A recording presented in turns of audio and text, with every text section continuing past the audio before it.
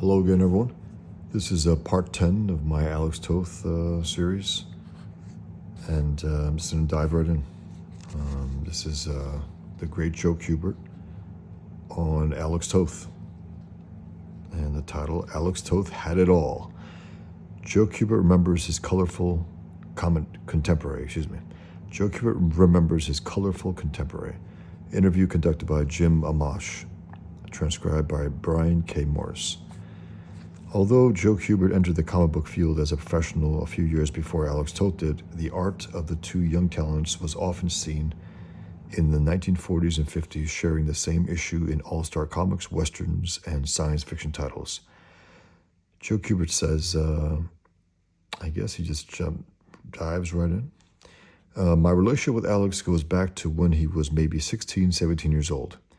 I had a studio in New York where Carmine Infantino, Alex, and a whole bunch of guys got together to work. Alex was the young guy sitting in the corner. The rest of us were a year or two older, our eyes bugging out over the beautiful stuff he was drawing. Eventually, I guess, like most groups, kind of physically grew apart, but we communicated and got a bunch of beautifully handwritten cards with great drawings. Little by little, I heard less and less from him until, despite the fact that I tried a number of times to restore the communication, we lost touch. Within the last couple of months of his life, he did communicate with Erwin Hasen, who kept me informed on Alex's situation. You know, I've always liked the guy and admired him incredibly because of the work he did. I felt sorry for him because he was a guy everybody wanted to work with, but for whatever reason, he just kind of tied himself up. He kind of tied himself up. I asked Erwin, how's everything going? He'd say, well, Alex hadn't been feeling well, and so on. So as a last stab, so to speak, I wrote Alex a letter asking how he was feeling and that it'd be nice to hear back. He didn't respond. So Jim Amash says, you weren't the only one that happened to. Who can explain it? Let's go back to when you guys were young. What were your initial impressions of the young Alex Toth? What were your initial impressions of the young Alex Toth? So Kubert says, Alex was this tall, light blonde-haired, skinny, good-looking guy, maybe a year and a half younger than myself, but who was a whiz who drew like crazy. I don't remember the details of why he wound up working up at this little studio we had put together at Brad Smith's. We'd look over this guy's shoulder. He never said a word. Mutual laughter. Never talked to anybody, but he'd just sit there and you'd see that brush and pen going and watch a picture grow in front of your eyes. The guy was just terrific. I think I met him at All American Comics when Shelley Mayer was the editor, and all of us, me and Carmine and a bunch of other guys, kind of gravitated toward one another. The guy who drew us together really was Shelley. We were all working for him. This is a Toth piece that he did for, I believe, Joe Kubert's one of his magazines, one of his publications. And they had a little falling out based on that. I guess he'll cover it here. Amash asks, Alex considers Shelley one of his most important mentors. And Kubert says, our relationship with Shelley affected us because it hit us when we were so young. We were deeply into the process of trying to learn what this business was about. When I started working with Shelley, I was still a high school student. Alex came in a little later. Those influences at that young and tender age had a much more impressive effect on us than things, perhaps, that came later. Alex admired anybody and everybody who had the kind of talent that he felt that person should have. Interesting. Alex admired anybody and everybody who had the kind of talent that he felt that person should have. I wonder what he means by that exactly. Some innate ability, a talent? It's an interesting way to put it. Alex stayed at the studio for just a couple of months or so. The funny part of it is that the only socializing we did was when we all came together in the studio to do our own work. Amash says, I have two versions of how Alex was seen at this age. A couple of people said he was very nice, very friendly, very quiet, and then there's the other side, that he was grumpy and could be difficult. Kubert says, I never saw that side of him, and I don't think there was that side of him. Very frankly, I don't. He was size, and this is something that I'd learned later from other people who knew him a lot better than I. He had a problem family-wise, and I'm really not sure of what the problem was. There was some kind of problem with his mother, whom I may have met once or twice. I think his father was no longer available, but I'm really not sure. Interesting. And then Amash says, how complete was Alex's pencil work? Kubert says, when he was doing Johnny Thunder, his pencils were pretty tight. But what astounded me was they did not contain blacks. Interesting. They ended up doing that, big time. Again, he really improved and changed over the years, especially in the early 1950s. That's when he really came into his own. Kubert continues about Alex. He goes about Toth. He did all his pencils linearly and put the blacks in when he inked. That was astounding to me, to us. Interesting. That's what I do myself. There's no need to, I don't care to make the pencils busy. There's no need to fill in all the pencil stuff. It really is, especially if I'm going to ink it myself. I know what I'm going to do, so I just leave it open.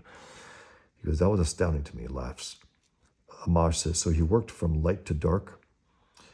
And Kubert says, absolutely. I think that's the proper way to do it. It's a lot easier to make a lighter line dark than it is to make a darker line light. In his mind, he knew precisely where those blacks were going to go once he picked up his brush and inked. His pencils were very clean. They weren't smudged. He kept his paper real clean. And I say that because there were a lot of guys you'd know what they had for breakfast, lunch, and dinner just by looking at the paper. It's funny. Mutual laughter. Amash says, did you ever see Alex use much reference? Kubert says, he must have, but I never saw him do it. Amash says, his work evolved over the years, as you know, but he worked for you. When you were at St. John, he did Danny Dreams in the tour title. That's what he's referencing right there. And this is interesting. Kubert says, yeah, that shocked me. The originals that I received from him were not full size. They were closer to print size, which really surprised me because I had not seen any artist work that small before. I've got to tell you that I was disappointed when I got the material. I'm sure Alex was probably working on other stuff and really didn't put in the time that I felt he should have done. I don't think it was his best work. This is interesting because, he was, as he was going on, he was getting more closer to print. Why? I don't know. I know that for my first book, Table Fawn, it was actually 14 by 17. It was a lot bigger. And it didn't end up printing like a regular comic. It was a little wider. And because usually comics are, 10 by 15 in the printed version, even though it's 11 by 17, the paper. You get all the, the safe space around the edges. So it doesn't go off the page. But, and then the Infidel is smaller. And my current project is going to be 14 by 21. That's huge. The biggest pages I've ever done. Anyway. I'm curious why he decided, and personally, I don't know why I made my pages smaller for the Pigman either, but there must have been some reason for it. Maybe he wanted to see how it would look in the print by drawing it that way, close to print size. I don't know. And look at this. He was disappointed with this. That's a damn good page. I have no idea what he's talking about, Kubert. I really don't. That's a legitimately solid page. Look at the faces, the clothes wrinkles, the background, the details. Because I guess the size. That's the only thing that put off Kubert, really, because based on this, it looks fantastic. Amash says, I believe he had quit working for DC then. Did you call him up and ask him to work for you? Kubert says, I would imagine that's the way it worked, but I really don't recall. I'm sure that I must have asked him to do the job, but I don't recall the exact situation. And Amash says, Alex told me that Saul Harrison used to criticize his work a lot. He'd say things like, it's very nice, Alex, but you don't know what to leave out. Mutual laughter. That made him strive for economy. Kubert says, I doubt that sort of suggestion would have pushed Alex to do anything, because Alex was always struck me as the kind of guy that if you pushed him hard enough, he would go in exactly the opposite direction. Jim laughs, unless he agreed with it.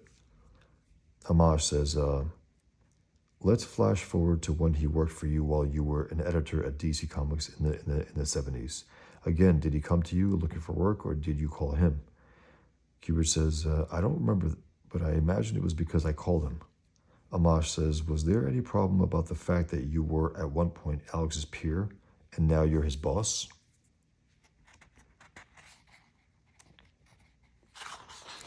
Kubert says, no, not at all. And that's true with every guy I've ever worked with. The fact that I was the editor only meant that I had the responsibility of the last word on the book. That's all. I had the greatest respect for everyone who worked with me, and my hope was that they felt that I wasn't pushing anything on them, that they were working with me rather than for me, especially with Alex. I mean, we went way, way back. Amash says, Alex was inking with markers by then.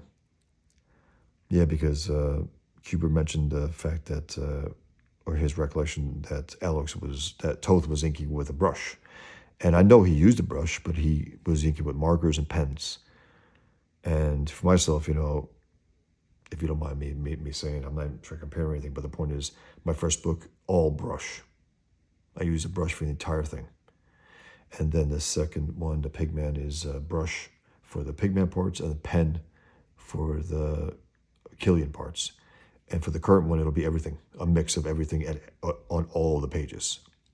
I think someone asked, I was watching Ethan Van Sciver's Trashcast the other night, and a guy, his name is Mike Hunt. Mike Hunt. Anyway, he was on my live stream for my art auction. And I think he mentioned something about a brush to me. And I told him about that I inked my entire first book with a brush and half of Pigman with a brush, the Pigman parts. And he asked Ethan Van Sciver in a super chat, he mentioned that I use a brush, and does he, Ethan Van Sciver, use a brush? And Ethan said that he says, I think that's something that Bosch uses, which is good for him, the brush, the kind of work he does, but that he himself uses a pen. And he does. I've seen him doing the live streams where he's drawing with a thin pen, with a thin tip. And personally, I don't, I wouldn't be able to do that, meaning it's a waste of time. I mean, it's too fine. It's just too fine to do the lines, because you have to start doing double, triple lines on one line to make it thick enough, because it's just too thin otherwise. But again, he probably doesn't understand why I use a brush. But also he said something. He said, what did he say about, that the brush doesn't do what he needs it to do. And there is that. I remember the first time, it was actually in Joe Kubert's school.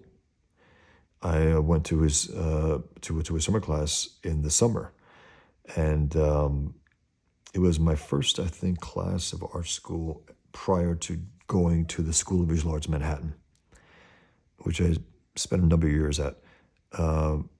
That's where I learned the value of a brush, at the Joe Kubert School, because I remember the teacher mentioned it, and I was like, what? I don't understand. It's a limp, soft thing. It's not like that pen where it feels solid, right, on the page.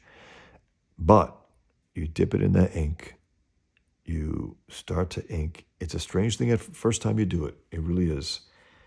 Especially for ink, you would assume that those thin lines are created by pens, right? But most of them, a lot of the inkers in the industry, at least the old time guys, were using brushes. And I believe Kubert as well. He was using a mix of those. But it's a beautiful tool. It's an incredibly versatile tool, from thin to thick within a second. And it's awesome. And I would love to see more guys do it. I'd love to see, Ethan Van Sciver do it, at least for a drawing, let's say, just to see how it works and how he feels about it. Because again, you got to do it for a bit to get the hang of it. You definitely do. And when he says that, it doesn't do what he needs it to do, I get it, especially if it's the first time you're handling it. But it's the ultimate tool, I think, for inking. And that's why, I use that, but I also want to use a few different things. For hair, there's nothing better. For drapery, for wrinkles on clothing is nothing better. For background, to fill in blacks is nothing better, clearly, than a brush. And for the fine details sometimes, sure, like the border panels, the lines for the boxes, you want a pen for that. Even though some people like John Buscema used a brush, put a ruler upside up, like in a not flat on, he put it up, and he put it against for the panel borders, and there's something about that where it's a slightly imperfect line. It's pretty straight, but it's slightly imperfect. It gives that human touch, that really beautiful little thick, slightly thick to thinner. So it's an imperfect box, but it looks great. Anyway, that's a big tangent, but here's Joe Kubert's work, and here's Toth's work. And the strength of this, I mean, look at this. Look at that work. He must have used a brush for some of that at least. It's gorgeous. It's absolutely gorgeous. Another Toth piece. Incredible. He used to do fighter pilots a lot when he was younger. Okay. So, okay. Amash says, Alex was inking with markers by then. Kubert says, I don't recall. I know there was a lot of stuff done with markers, but it was hard to tell with his stuff. Sorry, again. When Toth used felt tip markers or other kind of markers, you look at his original art sometimes years later, and it's brown. You know, it went from black to brown. And for collectors, I guess, maybe they're like, what the...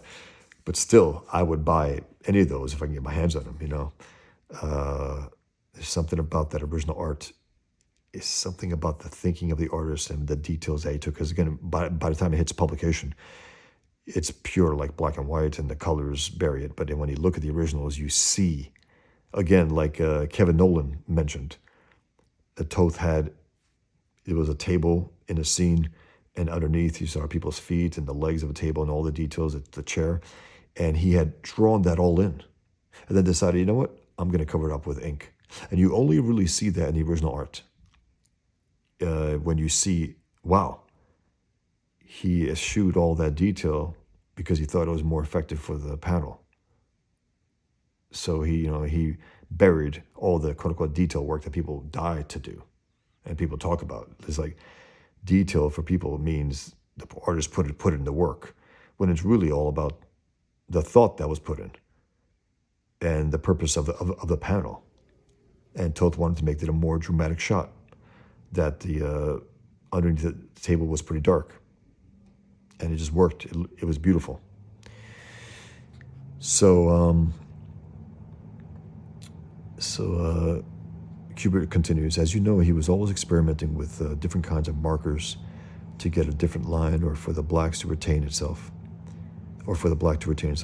He was always looking to try new things.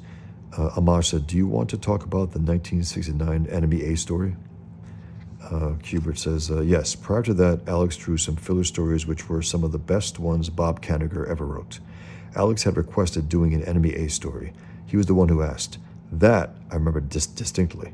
He was very taken with what Bob was doing in terms of writing, and he loved to draw airplanes too. He wanted to do an Enemy A story, and I said, fine, Alex, that's great. But by this time, he had started getting a reputation for changing every script given to him. He clearly was a frustrated writer. He wanted more control over it, and he really should have taken the initiative and just done it earlier on, before Bravo for Adventure. He really should have done that. He would have been better and better and better. And I'm not sure if his writing would ever have matched his artwork, because his art was so great, especially coming in late at that point. But man, would have loved to have seen it. Damn it. Anyway, he would change pages, he would change sequences, and so on and so forth, for good or bad. That's fine if he's working with an editor who feels it's okay for him to do that.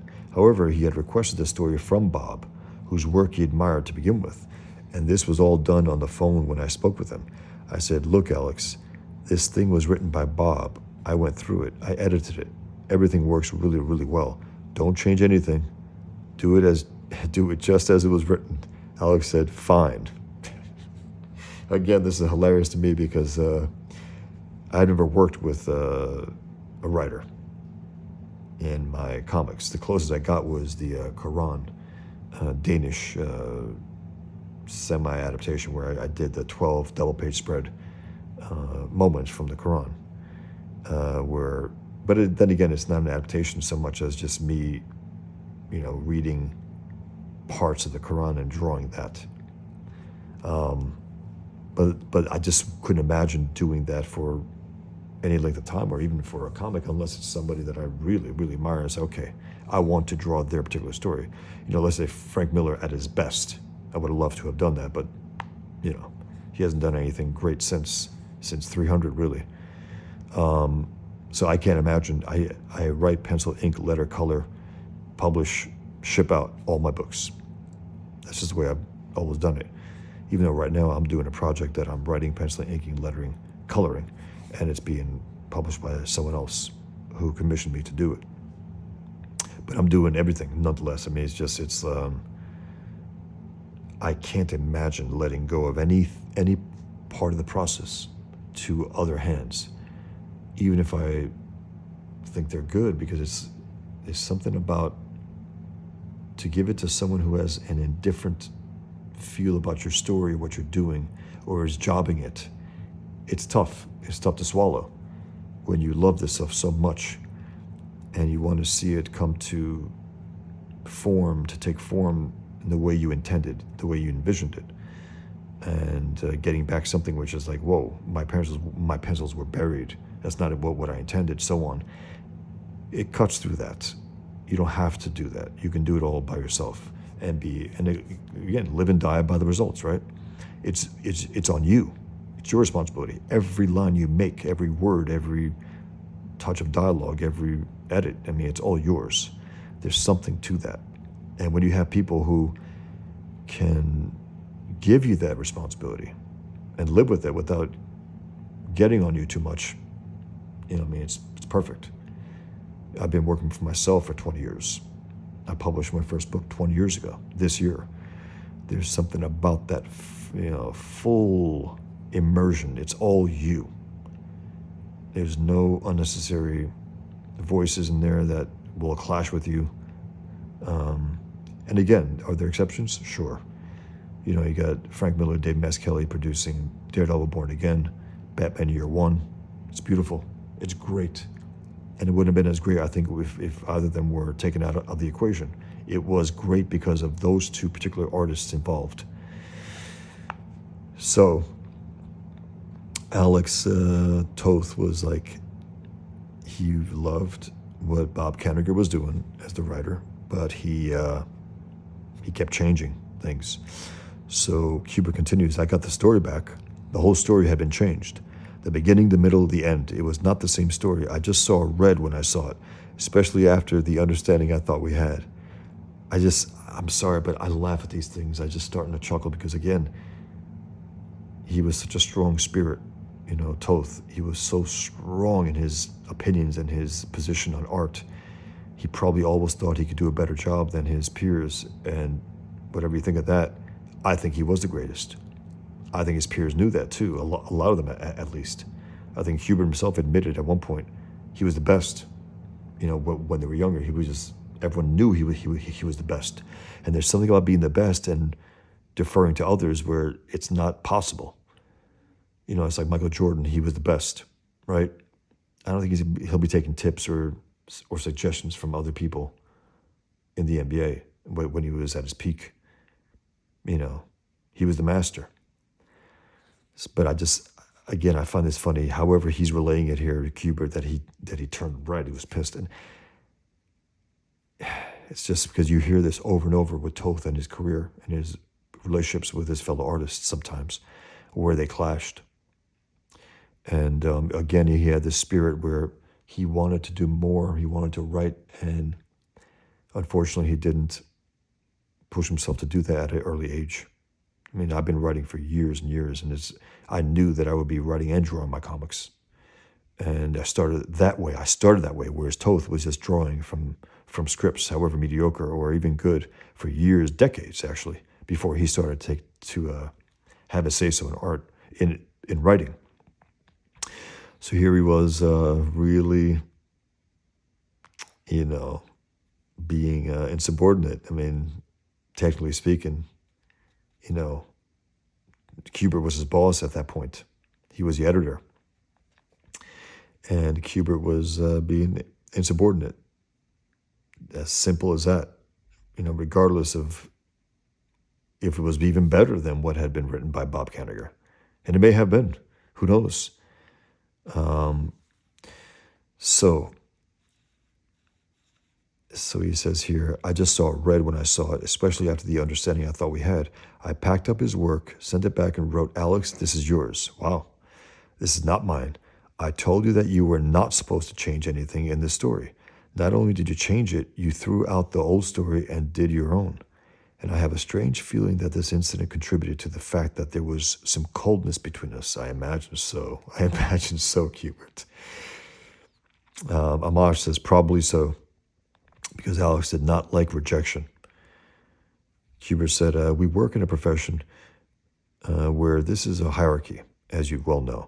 If you're an artist working for an editor, that editor has the last say in what the work is going to be, simply because he's responsible for it. If somebody gets his head handed to him, if he didn't do the job properly in a book, the editor's the first guy to go.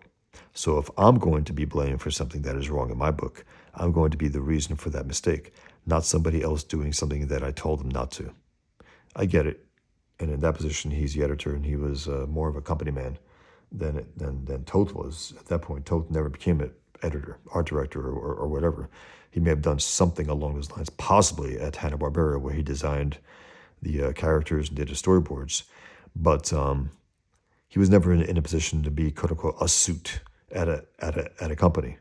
He was always the artist for hire, whether freelance or whatever.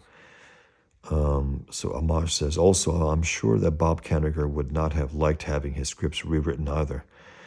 Kubert says, oh boy. Well, that's another thing that worked out rather well. Bob used to be my editor, and the hierarchy relationship was certainly there. When he was the boss, he had the last say, but Bob was professional enough to know that when I took over the editorial reins, I had the last say. We had a lot of arguments, pro and cons, as to what should be done, but we both understood that because it was my responsibility. I had the last word. I never had a problem with Bob Kanigher. Amash says, if you had run Alex's version, what do you think Kanigher's reaction would have been? Kubert says, I don't know, and I really didn't care, because that didn't matter. The affront was not to Bob. The affront was to me. The affront, he says. The affront. He is a master artist, taking it upon himself to change things. It could have been even better, but he saw it as an affront. Again, maybe I'm a little defensive when it comes to Toth, but God damn it. He was a master. There was no doubt about it, and everyone knew he was the best. And again, people can argue this, that, whatever, but he brought more thought to his work than anyone. He really did. If there's anyone to say the most, intellectually curious, the most risk-taking artist out there across the history was Toth, for comic books at least. He just was. Not to me personally, but to the guy who was editing the book. The affront was to me, not to me personally, but to the guy who was editing the book. I guess that's why I felt bad that Alex became so cold and removed insofar as our relationship was concerned, because I thought we had a pretty healthy one for a long time. I certainly didn't put him down personally, and I always admired his work. I always will admire his work. It's just something that was not acceptable at that time. That's all. So Amash says, did you ever have a conversation with him about it after it was rejected? Kubert says, not that I remember. Amash says, did he work for you afterwards? Kubert says, I don't think so. Note, actually, though that Enemy Ace tale had been slated for Star Spangled War Stories number 144, April, May 1969, a bit of 11th hour research has turned up several Toth-drawn stories in Kubert-edited mags in the early 70s. Okay, so they had worked after that. I guess Kubert had forgotten, or he was so sour on what had happened that he, I don't know, didn't want to mention it. I doubt he was consciously withholding, but who knows. Amash says, when you got the story, did he ink it and letter it too? Was it a complete job? Kubert says, yes. Incidentally, he never got paid for it either. Amash says, had he changed Kanigher's script before that incident? Kubert continues, I'm sure he did. Even when Bob was the editor and I was working for him, he gave me and others whom he had some faith and trust in, like Alex, he gave us a tacit okay that if, for instance, we felt that he wrote something that he envisioned being in one panel and we felt it would work better in two, we didn't hesitate to make it a two-panel illustration. Or instead of a long shot, we wanted a close-up. There was never a problem with that. My big objection as far as the work that Alex handed in was that it was a completely different story. I would have had no problem if he'd made some changes as I described, adding a panel, or instead of having a particular page and with one panel, to put it on the other, or whatever, as long as the story and the context remained. I would equate what happened with Alex with the situation with Russ Heath, whom I've known forever. Russ had been over to my house. I knew his children, I knew his wife, and our relationship was very good and healthy. Yet when Russ was doing Sergeant Rock, I was consistently late with his work. I told him he'll never work with me again.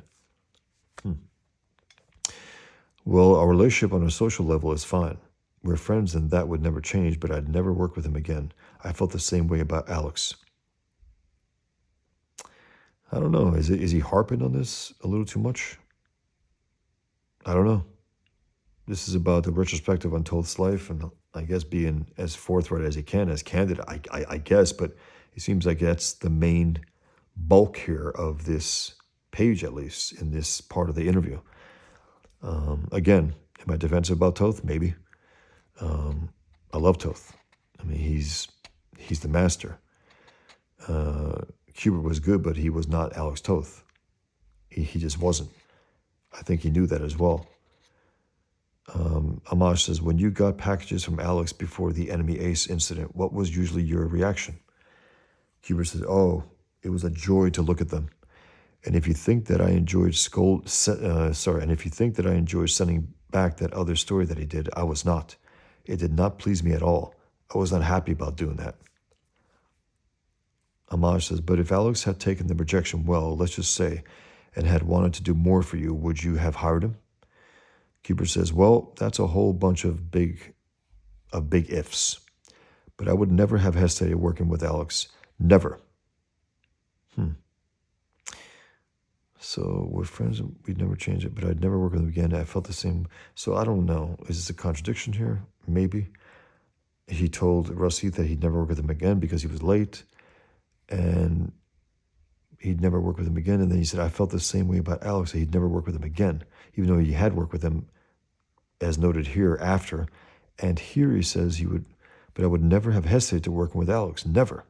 So am I missing something here? Someone who's listening, did you catch something that I didn't? Because it seems like a contradiction there. He says he would never work with him again here, and then he says here he would never hesitate to working with Alex, even though he ended up working with him after that incident. Well, that's a whole bunch of big ifs. But I would never have hesitated working with Alex. Never. The guy was terrific. But again, if he did another story for me and did it the same way that he did Enemy Ace, I'd send it back. Okay. Amash, until the story, you were the only Enemy Ace artist. He was famous for that, Kubert. That and Sergeant Rock. That was his two big ones. I'm going to read his graphic novel, Jew Gangster. I have it on my, it's Comixology, digital version of it. Looks good. He was doing graphic novels near the end as well, Kubert, before he died. They were very good. And he also did a Punisher story for Chuck Dixon, which was really good. I think it was about the Russian mob. Anyway, so, okay. Amash says, until that story, you were the only Enemy Ace artist. Did you have any thought to what reader reaction might have been at suddenly seeing a very different style on an established character? Kubert said, none whatsoever. And if it was heads and shoulders above anything that I would have done, it would have made me very happy. There's nothing that I like better than seeing somebody else's great work, because it inspires me to do a little better than what I'm doing. We both try to tell a story differently, and that to me is prime, and I think it was prime with Alex. That's for sure. Our approaches to the work were completely different. He told stories with style. He told them effectively, clearly, with impact and drama, if it was called for. Humor, irony, Alex Toth had it all. He had it all, and he could do it in such a way, when you can communicate what would ordinarily be done in words and sentences with illustration. I think that's what makes a good cartoonist. I think that's what a cartoonist is supposed to do, and that was Alex. That was Alex's work. I'm going to reread that. Alex Toth had it all. He had it all, and he could do it in such a way.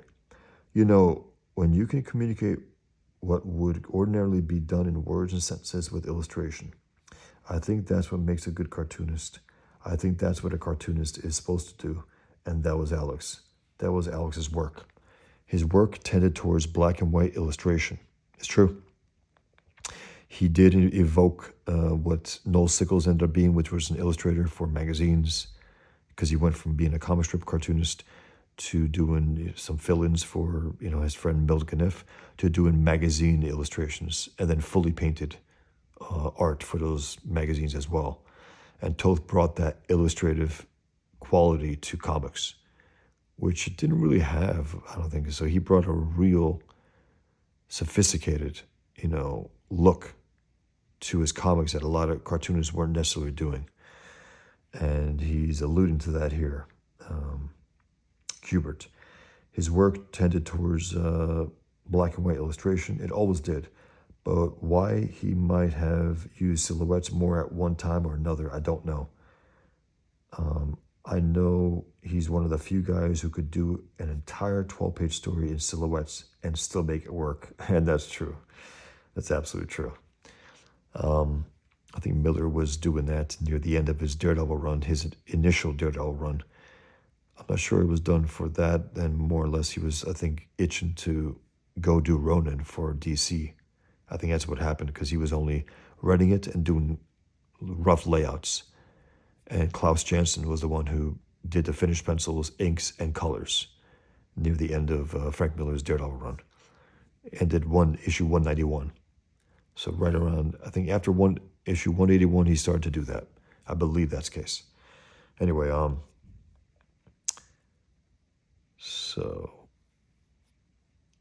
Amash says, which might be an interesting effect if somebody had the nerve to try it, about an all-silhouette story. Kubert says, oh yeah, and Alex would have been the guy to try it. The only thing that bothered me about Alex was that he was a guy whom people were just clamoring to have him work, and for whatever reason, he just didn't want to do this stuff, and that's a shame. As you know, you draw, you paint, and there's a solace that you get from that. It's a world that you're able to create when you're doing your own work that pulls you away from everything. It's like a lifesaver you're caught on. You're going down, but boy, this can pull you up because it pulls you out of everything. Amash says, did Alex ever ask to write a story on his own? Kubert says, not that I remember. Amash asks, would you have let him? Kubert says, I think so. He was good. I let Russ Heath write a story because he wanted to, and he did a great job. It was one of the best stories, I think, that came out of any of the war books. And I imagine that if Alex had felt the compulsion to do a story on his own, I would have loved to have seen it, absolutely. Amash says, how was he on deadlines? Kubert says, I think like the rest of us, in mutual laughter. And I include myself, believe me. Hilarious. Again, mutual laughter. Amash says, when he did a story, he never sent pencils in. He always sent a completed job in, didn't he? Kubert says, with me, he did. I trusted him completely. Again, that's why I was so disappointed when I got the Enemy A story. Now, I want to see the Enemy A story because it seems like his disappointment is in the fact that he had changed the story, but I want to know how the story came out. As a fan of Toth, as a fan of comic books, I want to know. I would love to see what he did. Because if it was a great story unto itself, then it was a success. Regardless of him changing it or not. If it was better than what was written by Kanigher, and if Kubert had agreed that it was better, I don't know. I want to see that story.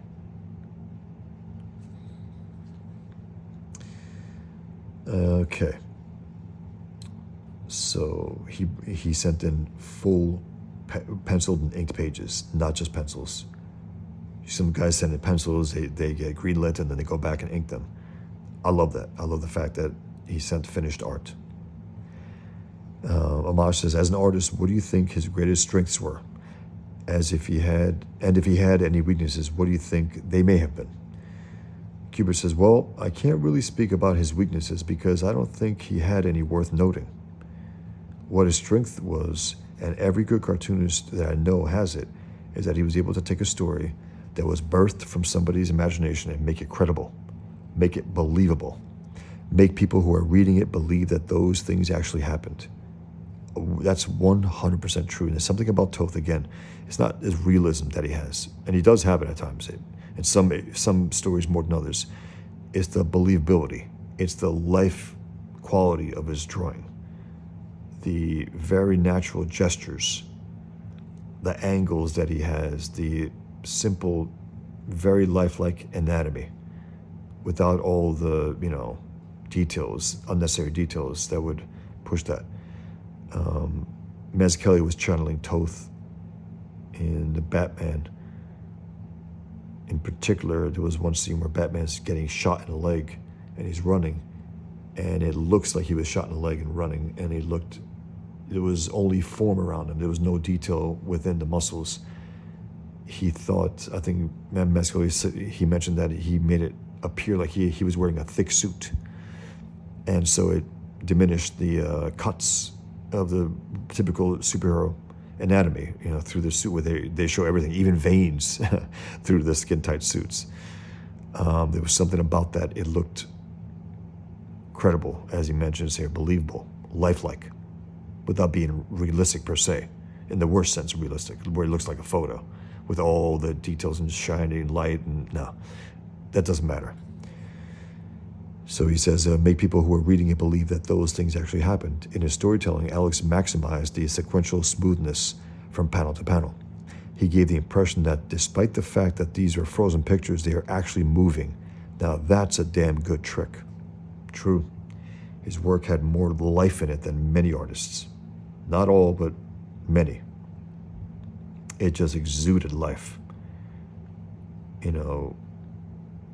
That was, I think, the power of Toth, where sometimes you did he use photo reference? It looked like he almost rotoscoped some of these, like the old Disney cartoons from Snow White, where they had actors portray the characters, right? And then the cartoonists, the animators, drew over them, and to get the perfect natural human movement.